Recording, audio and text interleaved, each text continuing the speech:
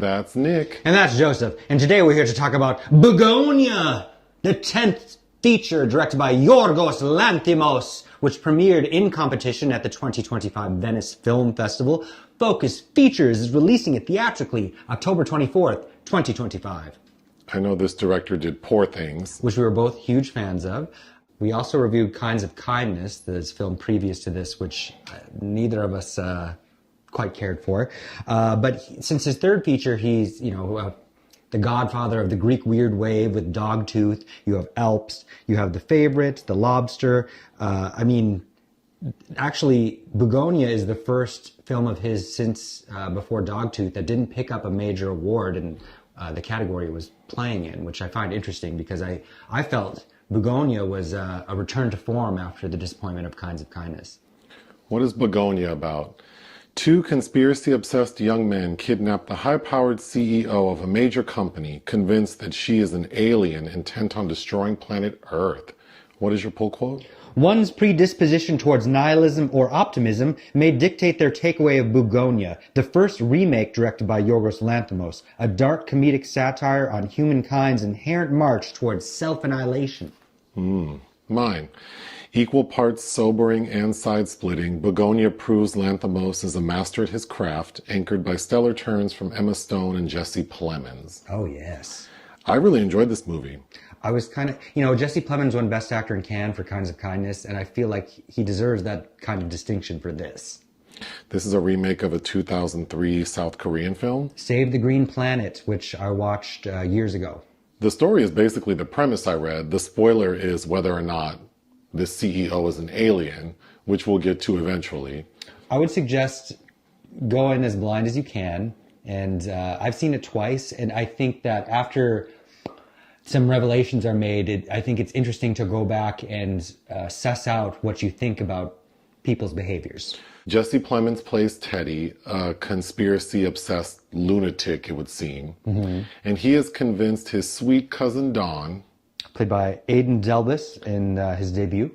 This is his debut? Yeah. Oh, he's really good in it. I agree. But they both believe Emma Stone is an alien and she's the CEO of this biotech company. Furthermore, they are convinced, or Jesse Plemons has convinced his cousin, that there are aliens on Earth who are called Andromedons. And he's so into this that he's even crafted like a model of what their spaceship looks like. He knows their entire hierarchy. He knows that on the lunar eclipse, yes. Lunar moon, something.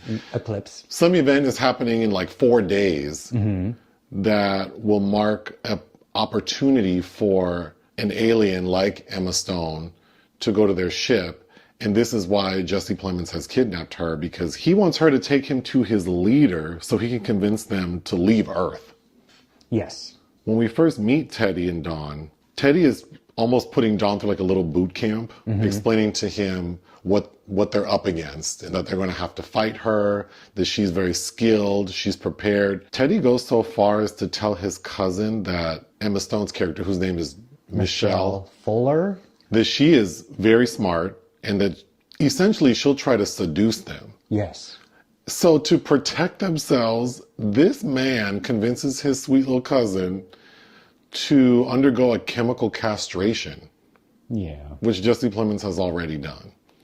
And all that entails is taking an injection of some sort of hormone. But just the idea that like he's so committed to this. And we hear his cousin, who he comes across. Initially, you think, oh, he's a little simple, but he's not. He's quite smart. He comes across more like he's neurodivergent. Yeah, and I think that his decision, he wants, as we learned, his cousin is the only person that means anything to him in the world. So even though he's clearly dubious. Yes. Don is throughout most of it, but it's like he senses that whatever's happening is more important to his cousin, so he's going to let it happen. Right, but he does say, well, I was hoping to one day be with someone sexually, but I guess that's not as important as this. So I felt really bad for him. Yes. But I think it's the perfect characterization for the overall themes. Well, because he's an innocent. Yeah, and easily manipulated. Yeah. Okay, so then we meet Emma Stone's character, and she's this very put together woman, high powered executive. She runs several businesses, but the main one is headquartered in Georgia. And we see her leave her beautiful home in her G-Wagon after she's taken like martial arts lessons and Yeah, she gets it very early. so immediately we know that she's a fighter, she's intelligent. If we know she's going to be kidnapped, they're not going to get her easily. And sure enough, the kidnapping scene's pretty comical. Because when you meet Teddy and Dawn, these two people don't look like they're in fighting form. They don't initially seem that smart. No, and then the conspiracy theorist aspect reminds me a little bit of Ari Aster's Eddington, who produced this film as well. Oh. So they try to kidnap her. She puts up a good fight, but ultimately she's taken down with a sedative. They take her and her car back to their place, put her in the basement, and Teddy explains to Dawn, like, oh, she's like classic Andromedon. Well, how do you know? Well, she has narrow feet, a slight overbite, high hair density. Yeah. Which is like, I think that describes a lot of people. And it's also very important to know that hair, Teddy believes that their hair is a way for them to communicate. So that's why she has a buzz cut, because they cut all her hair off. And I thought Emma Stone does such a good job of coming off kind of smug and villainous. Yeah, well, like, I'm immediately going to take control of the situation. Yeah. By making it seem like you have control. Right. So she's patronizing, but then we start to realize that Teddy is not as crazy as we think. What he's saying seems so far out, like out of a 60s sci-fi novel, that it's like, how can this can't be what's happening. Or Bug. That reminded me of William Friedkin's Bug a little bit. Oh, sure. So we start to get more backstory on Teddy. And I didn't read the cast list, so I was very surprised to see that Teddy's mom is portrayed by Alicia Silverstone. Who previously was well utilized in Yorgos Lanthimos' The Killing of a Sacred Deer. And her backstory is that she, I believe, is addicted to opioids and signed up for a treatment via the company Emma Stone runs, like an opioid withdrawal drug, treatment drug. An experimental drug. And the experiment didn't work. She became very sick. So she's currently in a coma. So at that point, when we learned that, I'm like, oh, he's suffering from some mental health issues. Maybe he's had a psychotic break, and then it's connected to the trauma of his mother and her decline. And this is why he has kidnapped this woman. And also, as we find out kind of later on in the narrative, he works for the company run by. Yeah, like in their distribution center or something. So he's like in a warehouse somewhere packing boxes. And we see a moment with him at work talking to a coworker who has injured herself at work, but she's too afraid to speak up. And he's very much like, no, this is wrong. You need to see someone. So we get a sense that he's vigilant. The first scene of dialogue with Emma Stone is telling her secretary, remind everybody in a tasteful way that they can leave at 5:30 now. We don't want any accidents anymore. Right. So clearly she's overworking people. Yeah. Okay. So she's painted to be a monster in a different kind of way, not like an alien monster, but a corporate monster. Another side character who I thought he's so creepy but fun is the sheriff. Played by Stavros Halkias. And he sees Jesse Plemons' character riding his bike down the road after he's kidnapped Emma Stone. So of course you're like, oh gosh, like they're going to catch his ass. But we find out that no, the sheriff knows Teddy. In fact, he used to babysit Teddy. And it becomes very clear that very clear. I'm assuming, or we're supposed to believe that the sheriff, when he was babysitting Teddy as a kid, molested him. It's more than implied, yes. And that he's trying to apologize.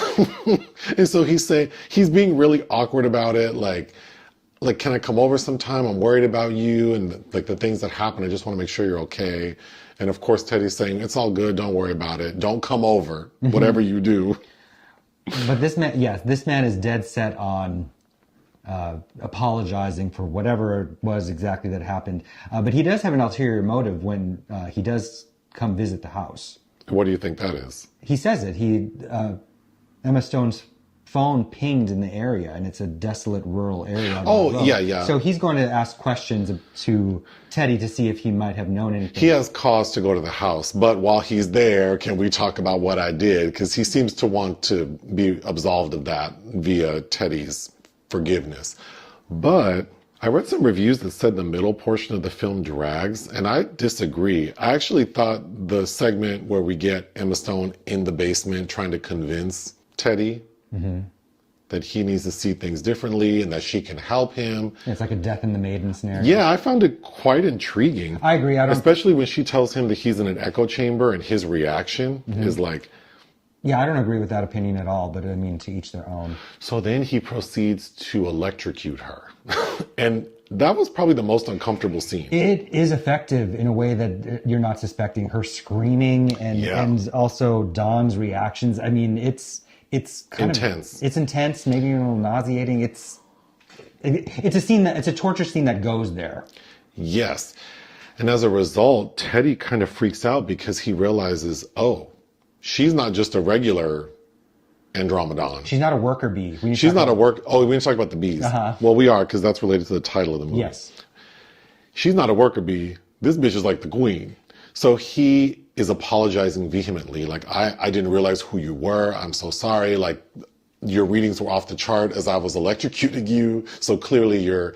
So he like unshackles her. You got the royal blood. Takes her upstairs, puts her in a cute little outfit, chains her to the dining room table. Yes. And then I thought another really good scene is them at the dinner table. Eating spaghetti.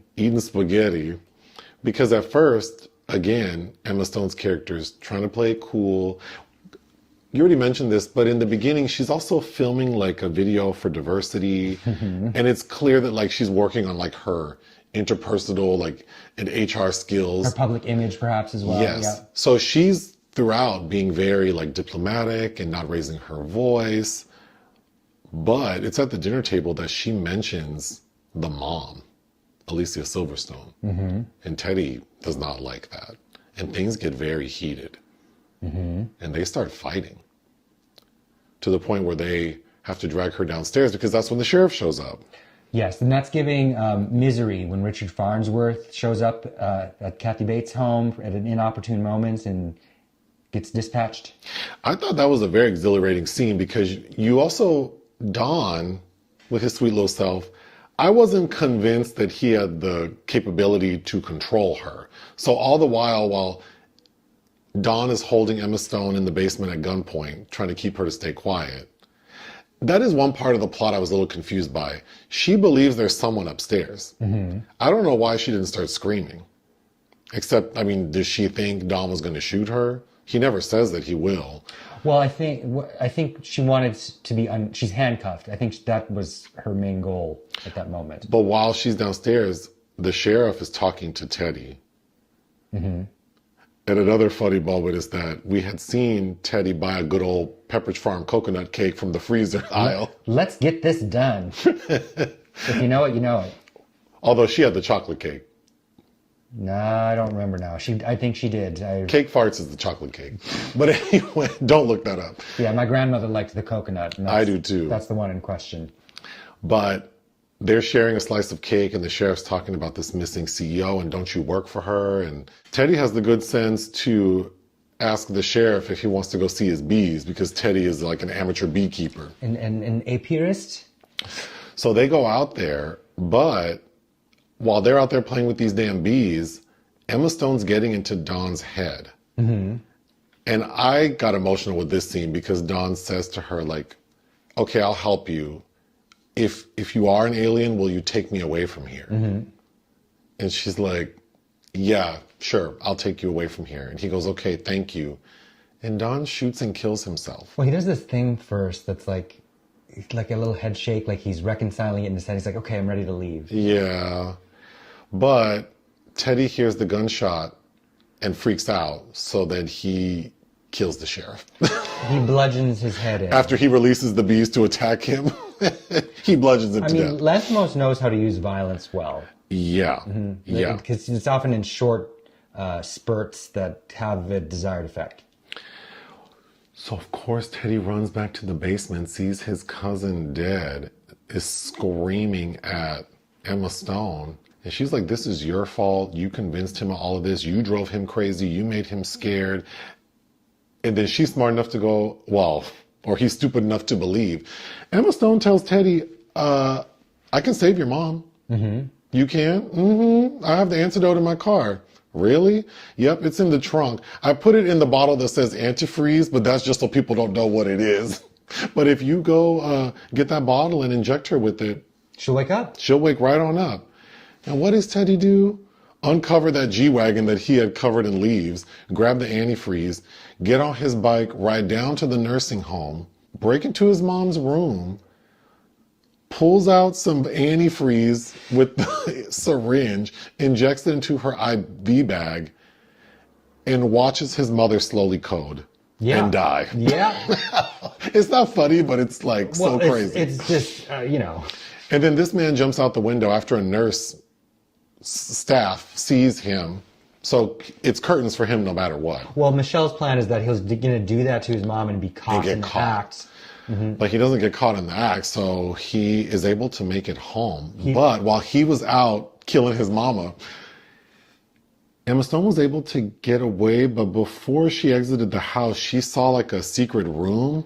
And also Jesse Plemons busts her kneecap. Yeah, that was hard to watch too. Uh-huh.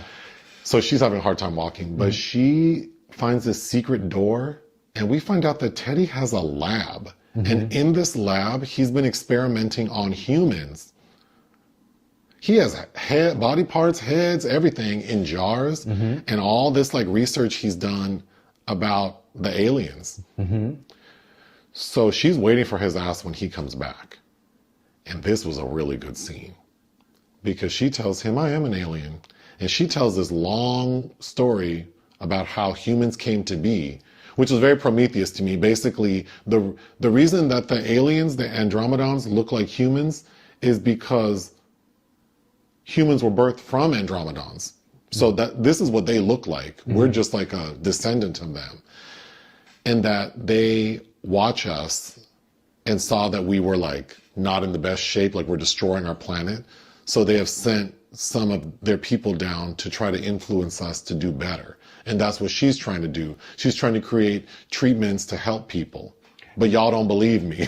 The Origin of the Species, as written by Michael Crichton. And he says, well, if that's true, take me to your leader. And she says, okay. So he had bought her a wig, which actually was kind of a decent wig. Mm-hmm. So she puts on her wig and her outfit that she had on before they kidnapped her, which is covered in blood. And she can barely walk. They get in her car, drive to her office. Mm-hmm. She hands the key to the valet with Don's dead body in the back seat. So you know this is not going to go anywhere. They go up to her office. She pulls out her transmitter, which happens to be an old school calculator. Which is in a fancy box. It is. I noticed that. Mm-hmm. And she says, okay, it's like a 58-digit code. It's going to take me a minute to remember it, but like, are you sure you want to do this? And he's like amped, yes. And he's like, just in case you thought about playing me, I came with a backup plan. And we see that he has strapped a bomb to his ass.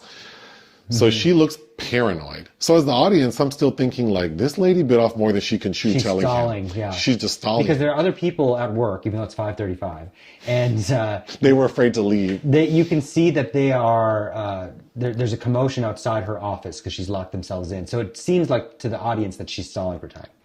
So she says, well, if you're ready, all I got to do is hit enter. So you need, and of course she has this beautiful fancy office with its own dressing room and Louboutins everywhere. Yeah. So she goes, well, if you're ready, go into that closet and close the door and I'll hit enter. I don't know. Oh, I can go first. No, because I don't want you to leave without me. I'll go. But don't forget I got this bomb, bitch. He gets in there, closes the door, and the bomb goes off. So we see Jesse Plemons explode and his head shoots out of the closet and hits Emma Stone in the head. It's very kind of reminiscent of Cronenberg's Scanners, that moment. So, of course, emergency personnel show up. They throw her ass in an ambulance, and we see Emma Stone being driven off to get medical attention. But she's awake, and she asks the EMTs, is he dead? Yes. Are you sure? Yes. And she's like, let me out of here. She unstraps herself, jumps out of the ambulance, and walks back to her office, grabs her calculator, goes into the closet, and all I could think of was Tammy Brown when she's like, teleport us to Mars. She really is an alien. Mm-hmm. She's been teleported, because it's the lunar moon eclipse, whatever, so she teleports her ass back to the spaceship.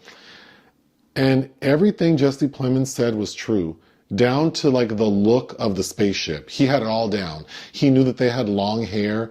All of the council members on this spaceship all have the most beautiful long hair. The council members that's like what J-Lo is trying to go for with This Is Me Now, Then, and Forever. And it's a very somber mood because they realize, like, we tried, but these humans ain't shit. What are we going to do? And I was a little unclear, but someone says, well, there are still 2 of them down there. 2 more experiments. 2 more experiments. And based on who they are, I don't think there's any hope for humans. 0 chance of success. So what I assumed that meant was there were 2 other aliens like Emma Stone who are down there trying to help us, and they're just not succeeding. So they all kind of nod like, you know what to do. And we see that Earth, like a representation of Earth, is covered in like this bubble on the spaceship, and she goes with a needle and pops it. And the final 5 minutes of the movie is that we get like a montage of dead bodies everywhere in all kinds of situations. You know, the film, it's very contained compared to the kind of a Gonzo original, including with pared down characters. But that scene, the orchestration of all of those moments probably took as much work as the rest of the film. Actually. But I found this, it's a bleak ending. But that's very much up my aisle. It's bleak, but I think there are multiple interpretations, and I think the clues to that are with the title. The montage is set to Marlene Dietrich's cover of Pete Seeger's "Where Have All the Flowers Gone," and I think that might be one of which was originally penned back in 1955. I think that's one of the best uses of that song, and I love Dietrich's cover ever. Like that is like sublime perfection in that moment. So what does the title mean? Bugonia refers to an ancient myth where bees were born from a dead ox. So life emerging from decay. Mm-hmm. In this film, it symbolizes humanity's delusion that destruction can lead to renewal, mirroring the captor's belief that killing an alien CEO will somehow save the world. But it's also, like, Bugonia is also referring to a type of ritual as well, and how rituals, because it's not correct. That's not how bees are formed. So it's about misinformation as well, and progress. And this film is all about how, I think it charts, like, in the contemporary world, how technology helped us progress, and now technology has kind of held us back and put us in pockets and has been used to spread misinformation. So then we are utilizing old archaic rituals like or beliefs like Bugonia that don't make any damn sense and will lead to our destruction. But even the kind of the dire message of that Pete Seeger song is that we're on this continual cycle that in the refrain is, when will they ever learn? And I think that it suggests that we have progressed and there is more learning to do and there is still hope. And I think it's interesting that the creators of this are also horribly flawed. Right. Because Michelle, who has come to Earth, has started to exhibit the behaviors of humans by being amongst them too long. So I don't know. It's all such food for thought. I mean, the day after we saw this, we talked for quite a long time about it. I like that the creators are not meant to be godlike. Mm-hmm. I almost felt like, oh, this is like a nice pet that we'll take care of and watch over, and we feel like an aquarium. We feel guilt for neglecting them. And we feel bad for neglecting them. We tried to help. We tried to get the pH of the water right, but it's just not working. So let's just get rid of all these fish. It's not working because they keep throwing shit in it to throw other pellets off. Yeah, I mean, you're more hopeful than I am, but this was a very powerful movie. Oh yeah, interesting on a rewatch. Once it's confirmed, and a lot of people, when I saw this after it's premiered, a lot of people that I spoke to had a problem with that confirmation that she's an alien, like it ruined the film. And I don't think so. I think that's kind of Lanthimos. That was a gag. I loved it. I think that's Lanthimos. I think, having his lavish cake and eating it too. But, and her being bald, kind of reminding me, remember Rose McGowan did that music video? Oh, yes. She was kind of giving me that.